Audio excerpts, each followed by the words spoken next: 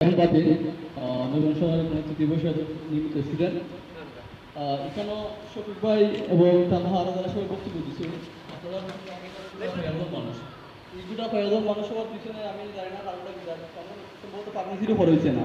আপনারা যদি ঠিকঠাক মতো পাবলিসিটি করতা প্রচারণা করতা যে আমরা এরকম একটা বই মতো অবশ্যই মানুষই তো মাসুম ভাই ঠিক আছে তানহা কিছু যে আন্দোলন শেষ আসলে এই বৈষম্য কমিটি হওয়ার একটা উদ্দেশ্য যে আমরা এই বিগত সরকারের আমরা যে ফেসিস্টের বিদায় করছি এই ফেসিস্টের বিদায় হইলে আগামীতেও ফেসিস্ট হইতে পারে।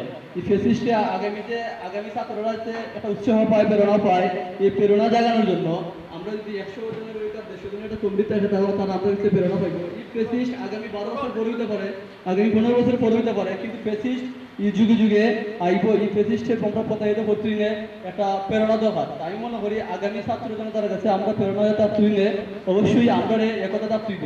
ইভেন সারা দেশে বৈষম্য বিরোধী ছাত্র আন্দোলন নামে যে অরাজকতা চলতেছে এটার প্রতিহিত কর্তব্য। এখানে আমরা যারা আছি আমরা প্রথমত আমি ব্যক্তি হিসেবে ছাত্র হিসেবে আমার মনুষ্যত্ব অর্জন করতেইব, আমরা ঠিকঠাক তুইব, আমরা ঠিকঠাক আমরা সাদাবাদী টেন্ডাবাদী থেকে দূর থাকতেইব, অন্যান্য যারা আছে তারা উৎসাহিত করতেইব।